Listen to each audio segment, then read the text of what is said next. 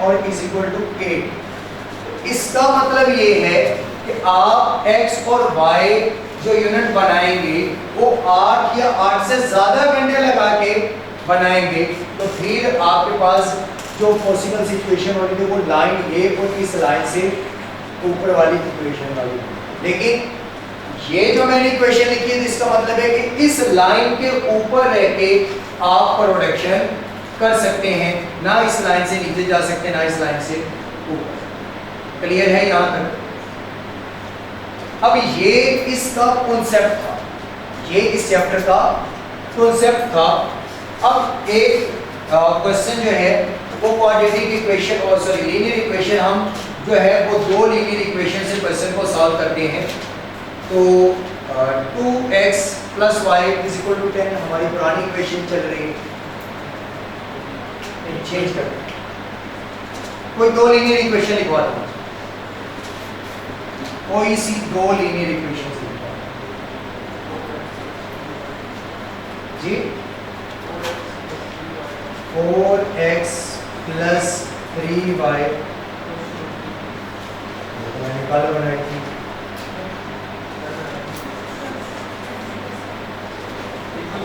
अच्छा नहीं, क्वेश्चन है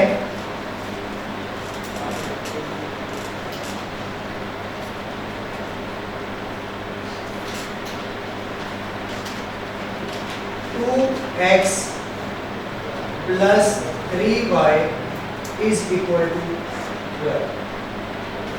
और 3x + 2y =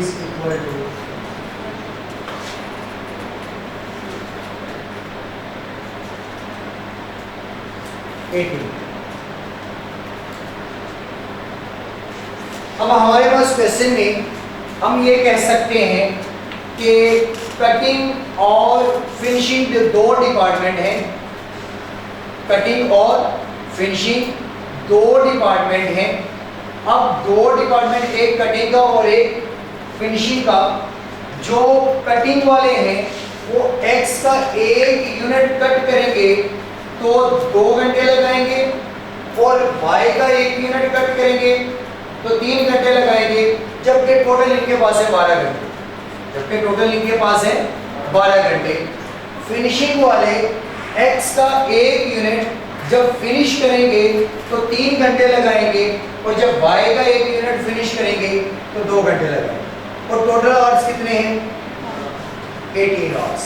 ये बात समझ आई कि दो डिपार्टमेंट मैंने बना लिए, एक डिपार्टमेंट है कटिंग वाला और एक डिपार्टमेंट है फिनिशिंग वाला, कर देते हैं बल्कि स्टिचिंग वाला।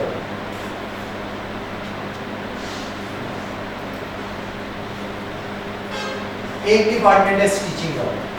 अब इसमें कटिंग वाला x का एक यूनिट कट करेगा तो 2 घंटों में, y का एक करेगा तो 3 घंटों में, जबकि टोटल उसके पास कितने घंटे? 12 घंटे। अब ये 12 घंटों के अंदर x भी कट करेगा या y कट करेगा, और इसी तरह जब स्टिचिंग में आएंगे तो एक यूनिट जब x का स्टिच होगा तो 3 आवर्स लेगा, और जब y का एक यूनिट स्टिच होगा तो 2 घंटे बढ़ाना है 120। अब यहां पर इस इक्वेशन में अगर आप देखेंगे तो वो ये कहते हैं कि टोटल 120 आवर्स या इससे लेस, या 120 या इससे कम घंटे इस्तेमाल करके बताएं कि वो कितने यूनिट्स कट करेगा, वो कितने यूनिट्स कट कर पाएगा, और वो 180 घंटे या उससे कम घंटों में बताएं कितने यूनिट्स स्टिच कर पाएगा। अब प्रॉब्लम इनके अंदर है कि इनको वैसे नेम दिया जाता है कॉन्स्टेंट्स। कॉन्स्टेंट्स का मतलब होता है रुकावट। अब रुकावट इनके अंदर ये है कि अगर कटिंग डिपार्टमेंट ने कट करके ही कम भेजे, क्योंकि उनके पास घंटे कम है, कट करके ही कम भेजे, तो क्या स्टिचिंग वाले उसे स्टिच कर लेंगे? नहीं, क्योंकि उन तक पहुंचे नहीं। तो हो सकता है कि किसी एक रिसोर्सेज में वो रिसोर्स फुली यूटिलाइज कर ले तो दूसरा उसकी वजह से काम ही ना कर पाए। और ऐसा भी हो सकता है कि कटिंग वालों ने कटिंग करके ज़्यादा दे दिए और स्टिचिंग वाले स्टिच कर रहे थे क्योंकि आवर्स कंप्लीट हो गए, अभी कुछ कटे हुए भी बचे पड़े रह सकते हैं, तो ये भी प्रॉब्लम है। तो हमने निकालना वो पॉइंट है जहां पर कटिंग भी हो सके और सारे के सारे स्टिच भी हो सके, जितने कट हो उतने स्टिच भी हो जाए ताकि उनको बेचा जा सके, तो वो वाला पॉइंट आपके प्रॉफिट को मैक्सिमाइज करे।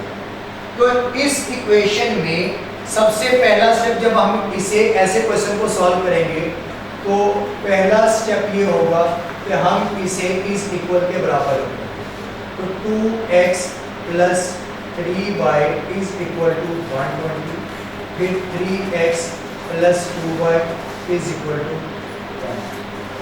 स्टेप नंबर 1 में आप इन कॉन्स्टेंट्स को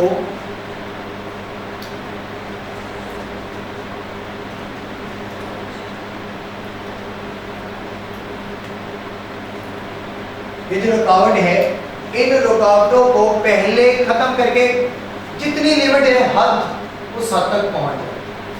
वो कहते हैं ना कि औकात जहां तक है वो दिखा दे, वही दिखा दे। मैक्सिमम कितने 120 घंटे ज्यादा से ज्यादा, तो हमने 120 के बराबर कर दिया। ज्यादा से ज्यादा 180 है, उससे कम तो हमने 180, मतलब हद लिमिट तक हम गए कि नीचे वाला कवर कर लेंगे, बाकी जहां तक उसने लिमिट बताई है उसके बराबर इक्वेशन को रखें। अब ये लीनियर इक्वेशन 1 और ये लीनियर इक्वेशन 2। अब मैं पॉइंट्स निकालूंगा। स्टेप नंबर 2 इसका है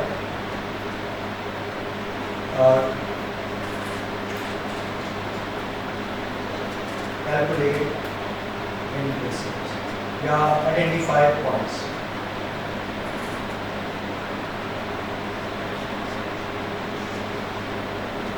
और वो पॉइंट्स इंटरसेप्ट के होंगे। अब पहली लीनियर इक्वेशन, ये इसमें x की वैल्यू रखी 0, तो y की वैल्यू बताएं क्या आई होगी। x की वैल्यू 0 रखी तो y की वैल्यू आई है y is equal to 120 divided by 340। फिर एक पॉइंट बन गया ये जिसमें x की वैल्यू 0, y की वैल्यू 40। दूसरा उसी लीनियर इक्वेशन का पॉइंट होगा y इज इक्वल टू 0 और x की वैल्यू क्या निकलेगी 60। एक निकला है पॉइंट। ये है मेरे पास पॉइंट किसके, लाइन 1। ये है लाइन 1। इसके बाद लाइन 2, इसे मैं ब्लू से कर देता हूँ 3x plus 2y is equal to 180, ताकि दोनों में डिफरेंस है। अब लाइन 2 के पॉइंट्स निकालेंगे। x की वैल्यू 0 पुट किया तो y की वैल्यू, x की वैल्यू 0 पुट की तो y की वैल्यू 90, फिर y की वैल्यू 0 पुट की तो x की वैल्यू 60। ये पॉइंट इसके निकला है। अब ये हर एक लीनियर इक्वेशन के 2-2 पॉइंट्स आ गए। जैसे यहाँ पर हमने 2 पॉइंट्स एक लीनियर इक्वेशन के निकाले, वैसे ही 2 पॉइंट यहाँ पर एक लीनियर इक्वेशन के और दूसरी लीनियर इक्वेशन के 2 पॉइंट्स। अब स्टेप नंबर 3 में हम ये करेंगे कि इनको ग्राफ के ऊपर रिप्रेजेंट करें।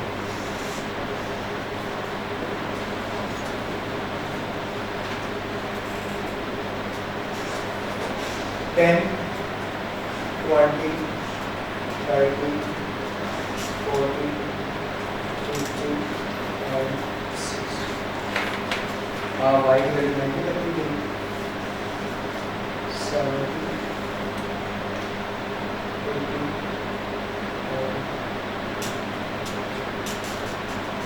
इसके बाद x की वैल्यू मैक्सिमम 60। इक्वेशन तो गलत हो गई, इक्वेशन तो गलत हो गई। रैंडमली लिया था, x की वैल्यू थोड़ी बहुत चेंज होनी चाहिए थी। x की वैल्यू कर दें 4, x की वैल्यू यहाँ 4 कर। अभी कौन सा किसी ने नोट किया?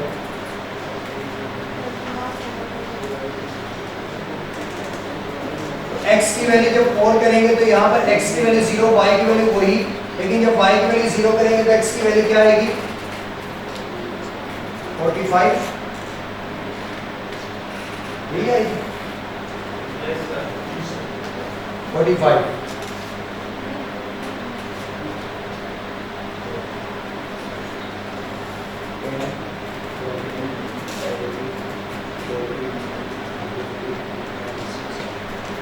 अब पहली लाइन के पॉइंट जो है वो मैं ब्लैक से रिप्रेजेंट करूंगा। जब x की वैल्यू 0 तो y की वैल्यू कितनी है 40, x की वैल्यू 0, y की वैल्यू 40, यहाँ पर 0 एंड 40 का एक पॉइंट आ गया।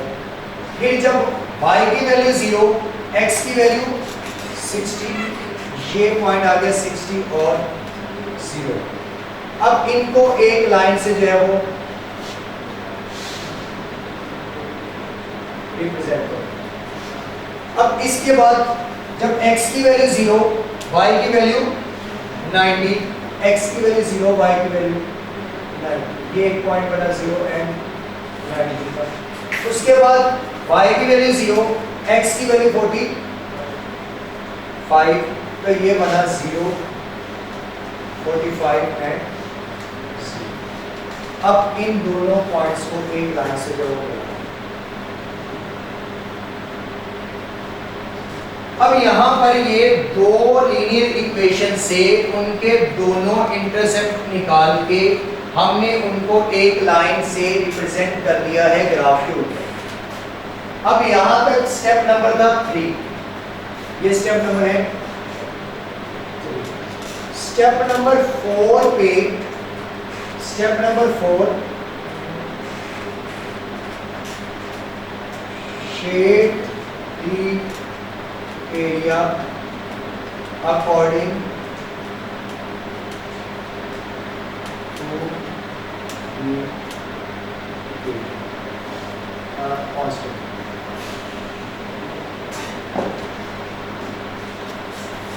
कॉन्स्टेंट्स के अकॉर्डिंग एरिया को क्या करना है, शेड करना है कि कहां तक आप परफॉर्म कर सकते हैं। अब कॉन्स्टेंट है यहाँ पर। अब यहाँ पर अगर आप लाइन 1 को देखें तो उसने कहा 120 या 120 से लेस, मतलब कि ये वाली लाइन ब्लैक वाली, इसको भी हम पूरा रिड्यूस करेंगे।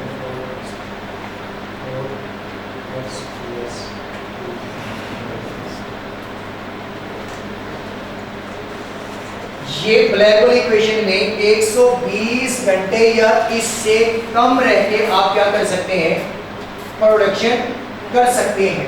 तो इससे नीचे वाला एरिया, मतलब इस लाइन या इस लाइन से नीचे वाला एरिया तमाम का तमाम क्या हो जाएगा,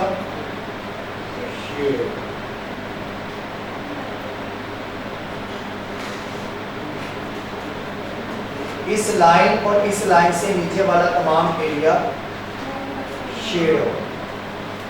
अब इसके बाद अगर लाइन 2 को देखें तो लाइन 2 की भी कांस्टेंट क्या कहती है कि 180 या 180 से नीचे जितने भी ऑर्स हैं आप इस्तेमाल कर सकते हैं।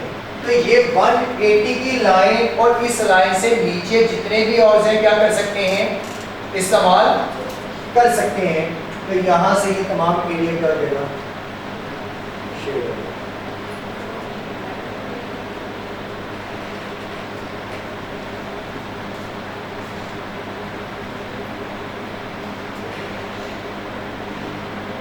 अब ये इंजीनियरिंग वाले को करके निकालने के चक्कर में बैठे हैं। मीन्स के ये ब्लू में अगर आप देखें इस लाइन और इस लाइन से नीचे वाला सारा एरिया, लेकिन जैसे ही एरिया शेड किया तो ये जो एरिया था ये तो सारा ही शेड हो गया। हालांकि अगर देखें तो क्या इस लाइन के अकॉर्डिंग, ब्लैक लाइन के अकॉर्डिंग 120 के ऊपर कुछ शो होना चाहिए नहीं, तो फिर ये इस लाइन से इस लाइन के ऊपर एरिया क्यों शेड नहीं होना चाहिए। दूसरी वैल्यू का आया है तो नहीं होना चाहिए, क्योंकि 120 और तक आप प्रोडक्शन कर सकते हैं, इससे ऊपर कर ही नहीं सकते। इस लाइन के ऊपर कोई आपको एरिया शेड नजर ही नहीं आना चाहिए। क्यों नहीं आना चाहिए? हो सकता है कटिंग डिपार्टमेंट उतनी शर्ट्स कट कर ही नहीं पाया जितनी आप स्टिच कर रहे हो, तो ये वाला एरिया शेड यहां तक, यहां तक ये वाला एरिया शेड,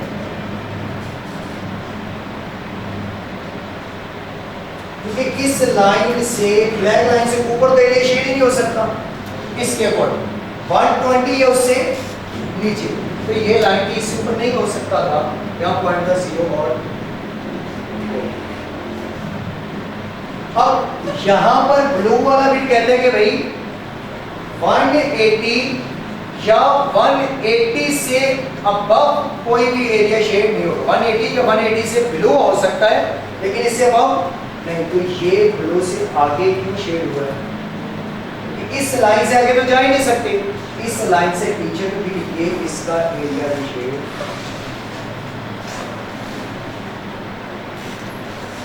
सिर्फ ये जो इन दो लाइंस के दरमियान एरिया शेड है, आप इसके अंदर रह के प्रोडक्शन कर सकते हैं। ना ही आप ब्लू लाइन से ऊपर जाएंगे, ना ही आप ब्लैक लाइन से, क्योंकि दोनों के